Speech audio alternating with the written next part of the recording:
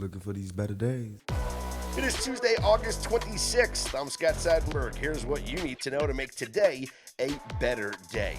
A big Monday news dump in the NFL. Lots of contracts given out. We had a trade or two. And we'll get into all the Major League Baseball action. Plus, college football week one is here in a matter of days. Mackenzie Rivers is with me on this episode of Better Day. Mac, I haven't had a chance to speak to you since the NFL preseason wrapped up. How was the final week of the preseason action for you? Any big takeaways and any changes of opinions as we get ready for NFL week number one?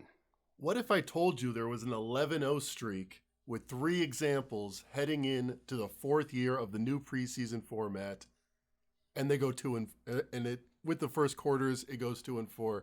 So what I learned from preseason is I don't bet preseason for a reason. When there was an 11-0 streak and everyone says you should bet it, made sense.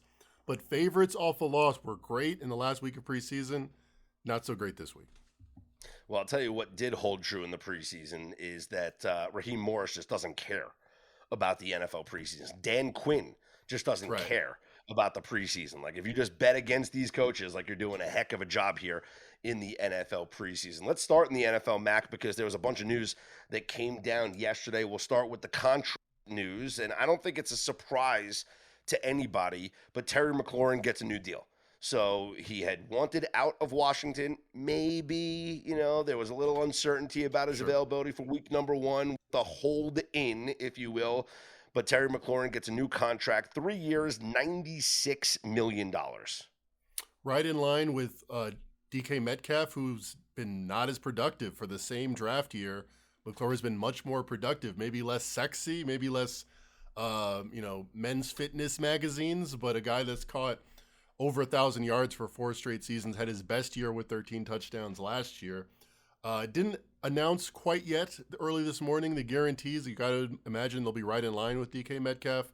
So probably a good deal, but he's a little bit of an older player, so it makes sense why they held the line.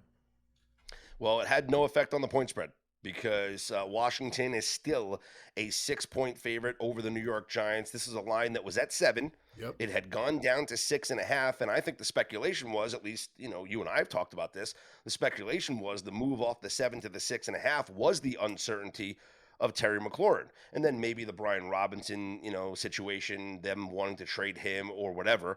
The Giants look great in the preseason. They're everybody's preseason darlings. Yep. And the spread goes from 6.5 to 6. So now Terry McLaurin signs. You know that he's going to play in week number one against the Giants. No movement off the 6. Commanders still only -6. Division dogs have been incredible in week one, over 60% the last 5 years. I feel like the Giants have a little bit of steam in their own right. This wasn't all about McLaurin's situation.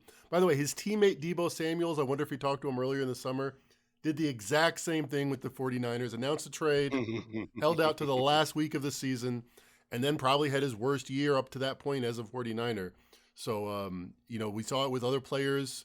Jamar Chase last year. If you're a fantasy owner, I don't think it's going to be McLaurin's best season. I do think not being in camp for a couple months does hurt you, holding in as it I were. agree. I mean, I'm already on the Giants. Obviously, if you're going to bet it now, I don't think the 6 is a play. I mean, it might be, and we're going to talk about all the week one trends coming up next week, but division dogs are strong. We know unders are strong. The 7's the best play, obviously. At 6, we'll see. We'll see. We'll have to dive in a little bit further when we get closer and closer to that game. Elsewhere, Trey Hendrickson, he got a big-time contract. Well, it's temporary, okay? It's a $14 million raise just for this season. Yeah. So his 2025 salary goes to $30 million, and he gets, there's a $1 million incentive, all that stuff. This is not the deal that Trey Hendrickson wanted.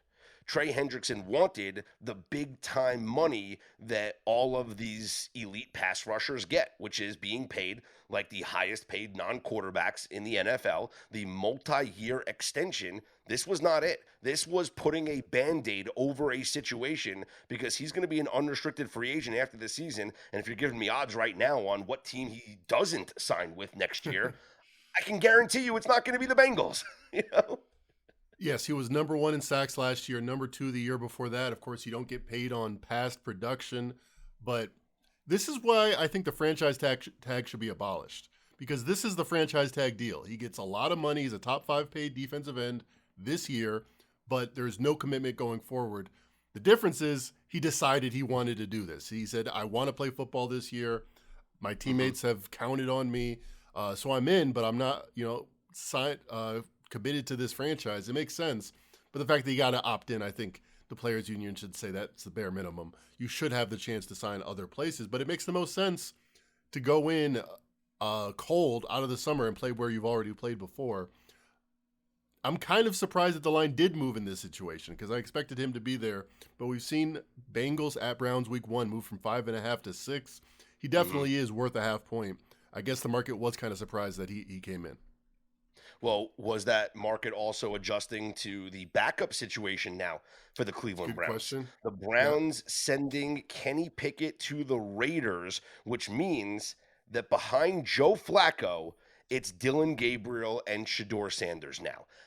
I actually think that part of this spread move is this backup situation. You are one snap away from having to play Dylan Gabriel or Shedeur Sanders. And Joe Flacco, who's amongst the oldest quarterbacks here, this is not a good situation. You had a very good backup situation with Kenny Pickett. Now you drop off significantly. If we're grading teams based on their backup quarterback situation, this is a major downgrade.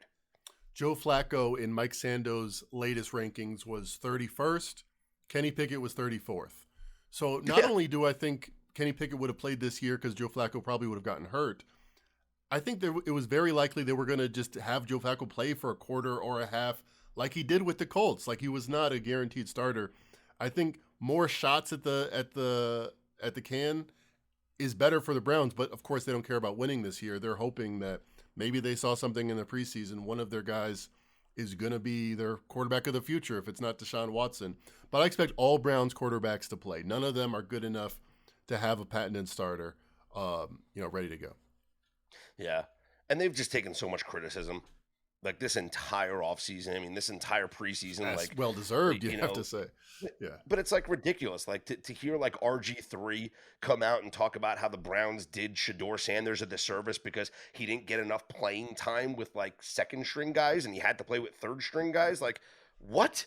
Like, the comments are hilarious because I saw people that were saying, was it not fair that Kirk Cousins didn't get the same reps with starters and twos that you did when you were both rookies in that rookie year? No, because you were drafted higher than Kirk Cousins. You were the guy that was going to start. Dylan Gabriel was drafted ahead of Shedeur Sanders. The team obviously favors Dylan Gabriel over Shedeur Sanders. Both of them got time in the preseason, but Dylan Gabriel is higher on the depth chart, so he gets to play with the higher guys on the depth chart. This is not like rocket science. I don't understand how like Shedeur Sanders is being mistreated in any way. No, and Shedeur Sanders doesn't either. Shedeur Sanders has, for his credit, answered the question the right way. And there's two things can be true here. Like Kurt Warner said, I don't really get a lot to evaluate from Shedeur Sanders' 11 dropbacks against the Rams. It was obviously bad, 5 sacks or whatever, but I didn't get a lot to evaluate based on who he was in with and the opportunities and the play calls. That's saying one thing. Then saying that somehow an affront to Shedeur Sanders, who anybody could have drafted like 122 times in a row in the draft, and they all chose not to, meaning the Browns said, we want the right to do with this guy as we're going to do. I mean, he's a Kardashian. He's a big celebrity. I get how there's going to be stories out of nothing, but he's a good enough quarterback to probably make that roster. I think he's shown that this preseason. Other than that, you're not earned it. He hasn't earned anything. Yep, I would agree with that. So now let's talk about Kenny Pickett from a Raiders perspective.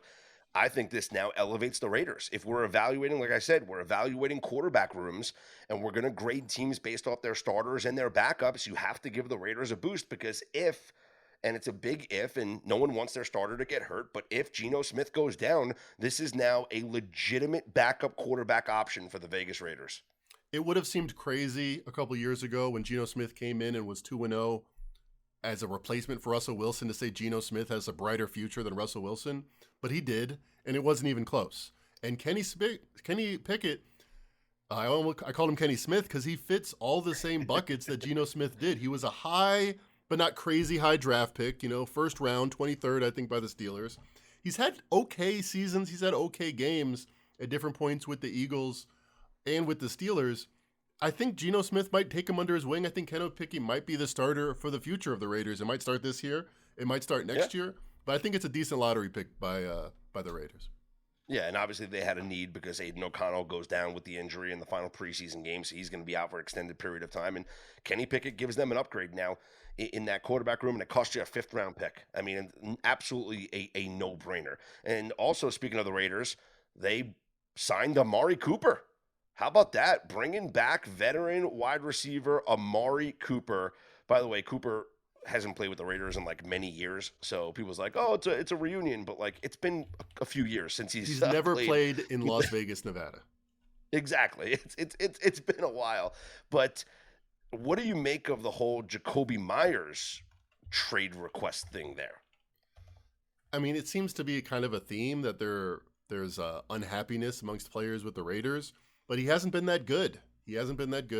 And to bring in Amari Cooper, who was like the big bill signing last year, it's just a clear improvement. As soon as you do that, you probably, reading the writing on the wall, you got to go elsewhere. Yeah.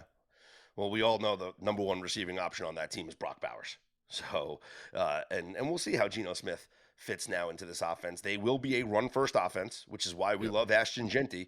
They will be a run-first offense, but now they get a new weapon there at the wide receiver position. Let's see, other news around the NFL. Joe Mixon for the Texans. I don't think this comes as a surprise because he's been dealing with this injury that a lot of people were confused what the status was.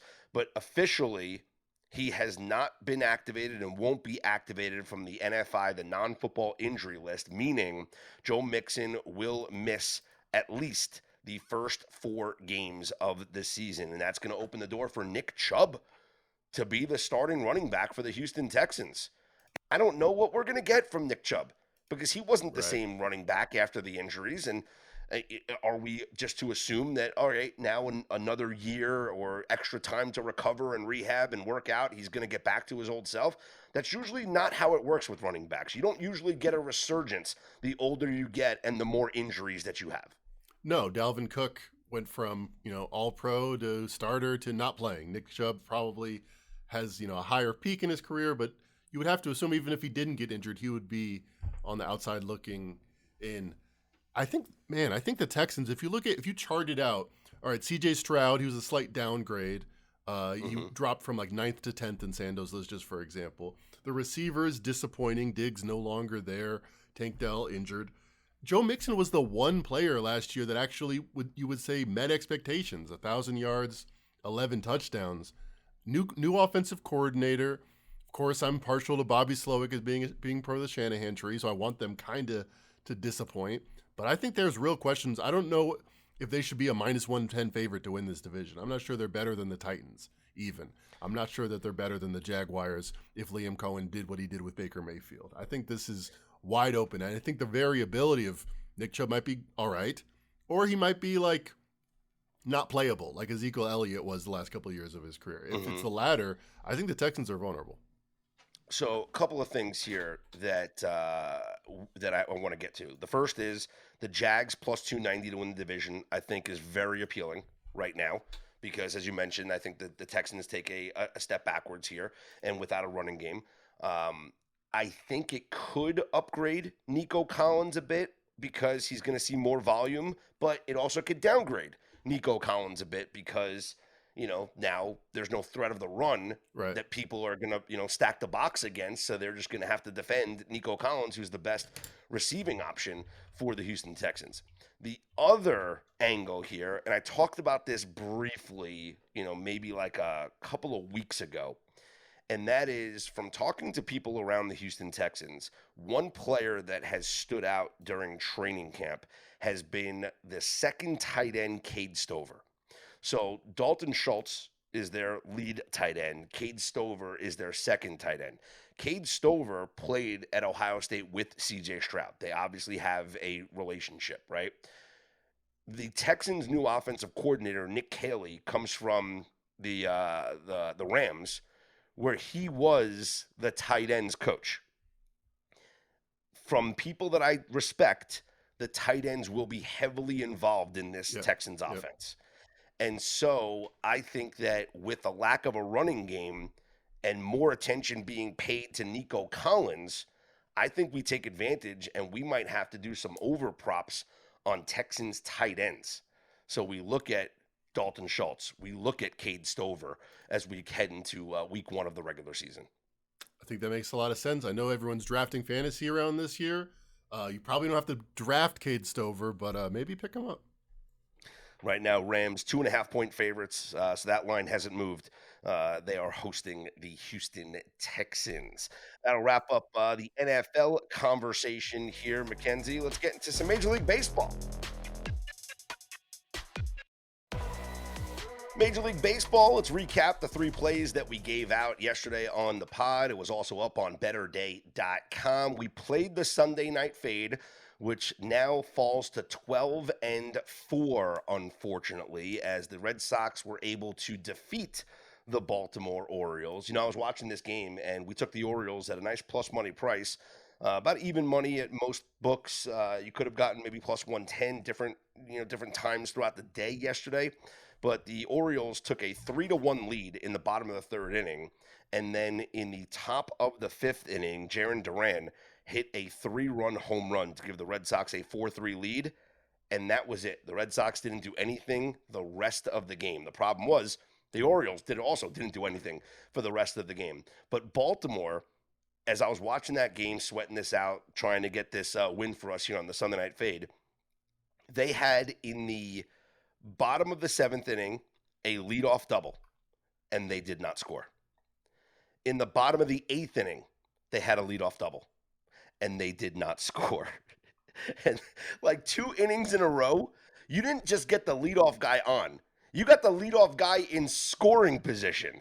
And hey, can I just bunt the guy over to third? Can you do something? They did try a bunt in the bottom of the 7th inning, but the Red Sox fielded it and threw the runner out at third. So it was an unsuccessful. And then in the 8th inning, you had Ryan Mountcastle up. You're not going to bunt with Ryan Mountcastle up. You're trying to have him hit a 2-run shot and win the game, and He winds up striking out. In fact, Mountcastle, Mayo, and Cowser went strikeout after that leadoff double. So the O's unable to come through for us. Aroldis Chapman gets his 25th save there for the Boston Red Sox, who bounced back after that loss to the Yankees on Sunday Night Baseball. So the Sunday Night Fade falls to 12-4 now on this season.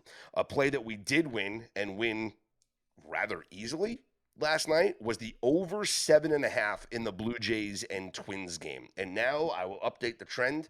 In games lined at 7.5 this year for the Toronto Blue Jays, they are now 12-6 to the over. This offense is too good. I don't care who's pitching. How do you make their games 7.5? It makes no sense. You had Max Scherzer against Joe Ryan. Blue Jays scored 4 runs in the 1st inning. This offense is too good. You can't line these games 7.5. So the next time you see the Blue Jays in a game that's lined 7.5, just say thank you and take the over. And then we lost in the first 5 innings. We won with the Cincinnati Reds plus a half a run in the first 5 innings, backing Hunter Green, and Reds down 1-0 going into the bottom of the 5th inning. And then the Dodgers scored a couple more runs there in the bottom of the 5th. So yeah, but you were already torn up your ticket at that point. Yeah, we already tore up the ticket there. But Hunter Green winds up giving up 3 earned runs. All 3 runs came on 2 swings from Andy Pages. So in the bottom of the 3rd inning, Andy Pages hit a solo home run. In the bottom of the 5th inning, Andy Pages hit a 2-run home run. Hunter Green shut down every other player on the Dodgers. 2 pitches to Andy Pages. He gives up 3 runs. Dodgers go on to win 7-0. So good win for the Dodgers. Yeah, there but in a you're spot the winner of professionalism, them. because I most definitely would have called him Andy Pages, but you got it 100% of the time. Nobody pronounces his names better than you. Yeah, thank you. Eugenio Suarez. Eugenio. Also last night, speaking of Eugenio Suarez, his teammate Cal Raleigh hit his 50th home run of the season. So naturally, Mackenzie, the MVP debate continues. Updated odds right now, courtesy of FanDuel. Aaron Judge minus 160. Cal Raleigh is at even money as he now has 50 home runs on the season. But despite hitting his 50th home run of the season last night, Cal Raleigh's batting average is still below 250. He was 1 for 4. He was exactly dead on his expected average, almost at 247. I thought Jared Smith yesterday on the show made a great point because, and I want to expand on it a little bit, because the limits are always so small. No one's betting $5,000 on the MVP. And because it's a widely popular thing that people that bet $10, $20 do, I don't think these odds are reflective. I think, last year in the NBA, Draymond Green started talking about himself as the defensive player of the year. And everyone said, all right, well, he's the favorite. He says he's going to win. There's like 50 voters that matter.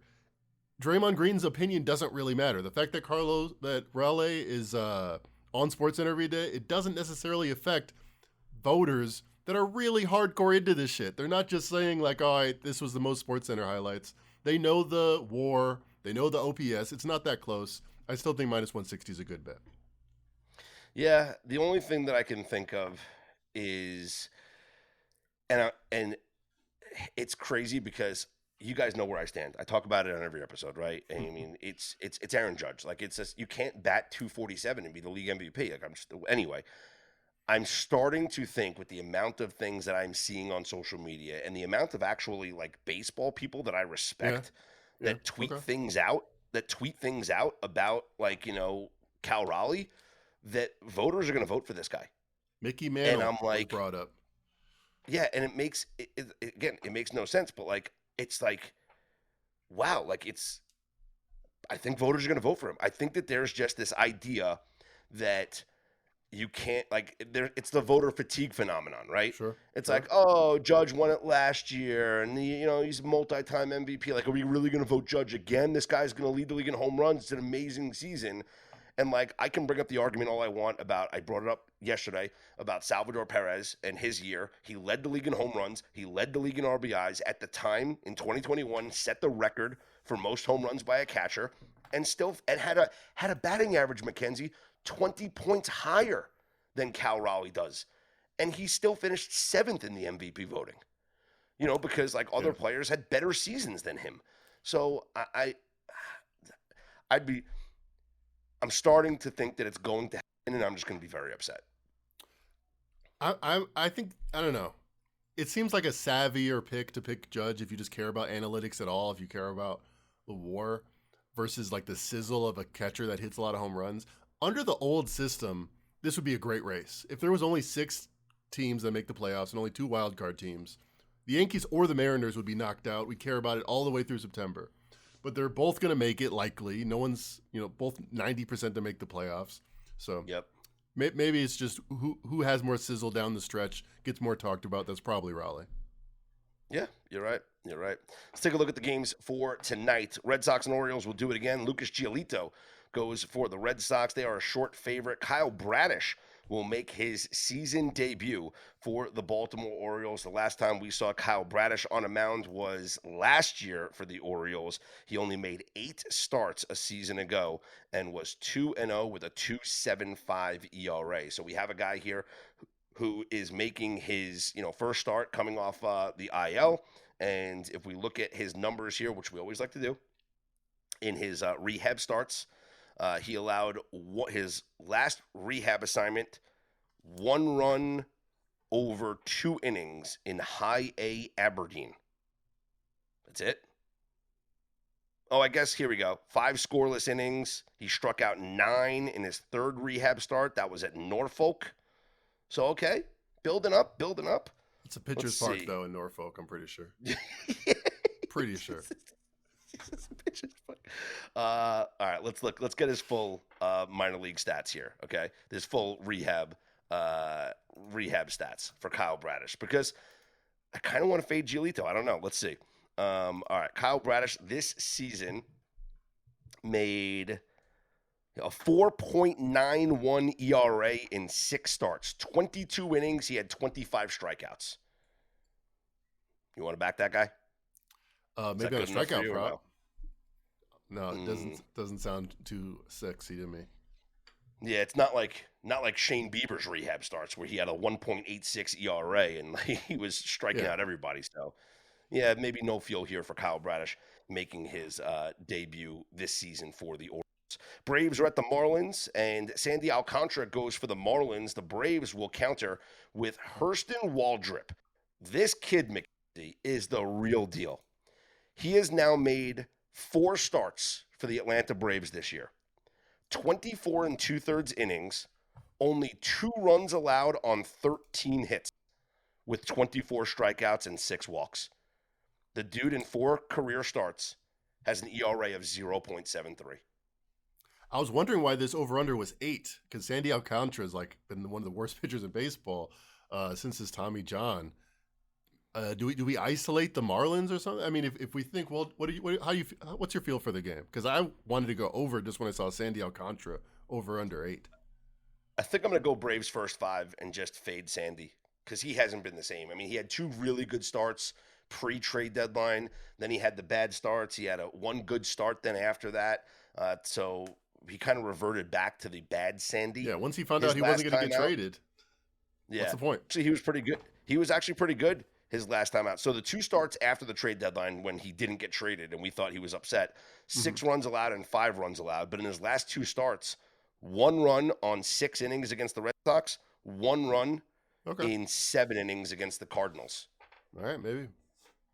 Is Sandy back? I'll tell you what I'm going to do in this game. Nerfy. No run first inning. He's glued in to start. Both of them, Hurston Waldrip, red hot right now. Yep. All right, that's what maybe we're going to play that. We'll play the Nerfy here between the Braves and the Marlins. Let me give you the line on that one right now, courtesy of FanDuel. So Braves, Marlins, Sandy Alcantara on the mound for the Marlins, Hurston Waldrip, it's just a fun name to say, for the Atlanta Braves. Your Nerfy prop is -120. Let's play it. No run first inning, Marlins and Braves.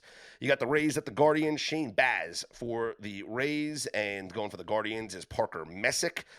Elsewhere, the Nationals take on the Yankees. Yankees, great offense yesterday as they rolled over that momentum from Sunday Night Baseball. Mackenzie Gore goes for DC. Luis Gil for the Yankees. New York -180 favorites in this one. Bailey O'Bear on the mound for the Twins goes up against Chris Bassett and the Blue Jays in Toronto. Toronto heavily favored, -175, but it makes sense because Bassett's home road splits are significant. At home this year, a perfect 8-0 with a 2.73 ERA, 3-7 on the road with a 6.10 ERA.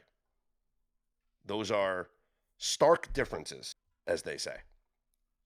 Phillies take on the Mets. Jesus Luzardo for the Phillies. Sean Manaea for the Mets. The Mets absolutely blew out the Phillies last night. Philly a small -115 favorite in this one. Brandon Pfaadt goes for the Diamondbacks at the Brewers, and Jacob Mizorowski on the mound for the Brewers. They are -160. Last time we saw the Miz kid pitch, the walks hurt him. So he pitched really well against the Cubs. I had him in that game. I had him in the first 5 innings. He pitched 4 innings. He struck out 5. He gave up 3 runs, though, on only 1 hit. What happened was, in the bottom of the second or bottom of the third inning, he walked the bases loaded and then gave up a bases-clearing double. That was the only hit he gave up in 4 innings. This is the guy that started the All-Star game? Not started, but, yeah, made the All-Star game. Absolutely ridiculous. So we're going to look back in history. He's a 4.2 ERA. He's 4-2. People are going to be like, what? All-Star. Yeah. But he has that kind of stuff. Yeah, Martin Perez will pitch for the White Sox, hosting the Royals and Michael Lorenzen. Mitch Keller goes to the Pirates against Adrian Palante and the Cardinals in St. Louis. Yusei Kikuchi on the mound for the Angels, and Patrick Corbin goes for the Rangers. Rockies are at the Astros. Tanner Gordon, who is at a complete fade, goes for the Rockies, and Hunter Brown goes for the Astros. Astros -335. That is, yeah. That is the Colorado Rockies for you. But if it was in Colorado, I might be interested in taking him. Because because you get the road variance, you get that last at bat, yeah. No, I'm saying the Rockies have won like a lot of games at home as like the massive dogs here. So I'm just curious. This season, the Rockies, when they are, we'll call it plus, should we say plus 285 or greater? Yeah. Well, because they're here plus they're plus 290 here. 265. Big spreads. Do 260. Well, yeah, on FanDuel it's 285. So we'll call it 265. You want to say? Yeah. Okay. So this season they are 3-10 when we have to, let's say, on the road and it's 265 or greater, they're 2-10. Not great. So wait, they're 3-9 1-0 at on home? the run line. That means they're How about 1-0 at home as big dogs. All right. Yeah. Well, no, that doesn't make sense because they beat the Dodgers twice as the Dodgers were minus 300 both times. Here we go. 260 is the line I'm seeing here on the database. So I put it when they are 250, plus 250 or greater on the road this year. The Rockies are 2-16 straight up, 5-13 on the run line. That is incredibly bad. Yeah, they won in Atlanta on June 15th. Their last win before that was May 17th in Arizona. So you got to be up units. You're 16-2. I don't care what you're laying. You got to be up units. Plus $885 if you're betting on the favorites. Yep, 8.5 units. Not bad. Yep, not bad at all. All right, let's continue to run down the schedule here. Padres are at the Mariners. Dylan Cease for the Padres. Luis Castillo for the Mariners. Matthew Boyd goes for the Cubs in San Francisco against the Giants, and Justin Verlander, who you just can't trust anymore to pitch. Charlie Morton goes for the Tigers in Sacramento against the A's and Osvaldo Bido. And the Reds are at the Dodgers. Nick Martinez for the Reds. Clayton Kershaw goes for L.A. That'll wrap up this episode of the Better Day podcast.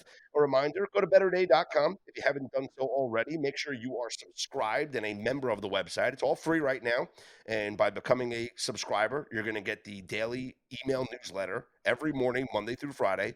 Special articles will be sent to you when we post them. We do have some NFL stuff coming up here for week 1 of the NFL season. And we also do have actually some articles up right now if you go to the research tab up on betterday.com that will get you ready for week 1 of the NFL season.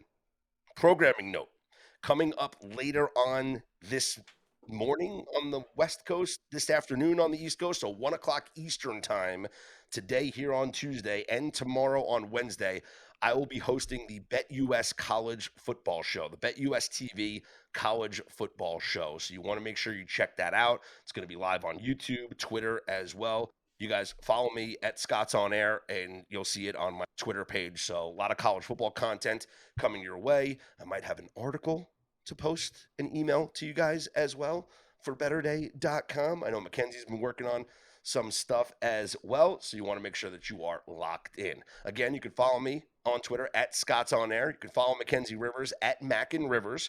Follow us all at Better Day, BETTORDAY. And I believe the Twitter would be better_day, but we're on TikTok, we're on Instagram. We're trying to make this thing blow up. You see my cool hat, the merch store is open. Just get yourself a hat, a shirt, hoodie, whatever. It's almost hoodie season, but we love doing this show for you guys, the audience.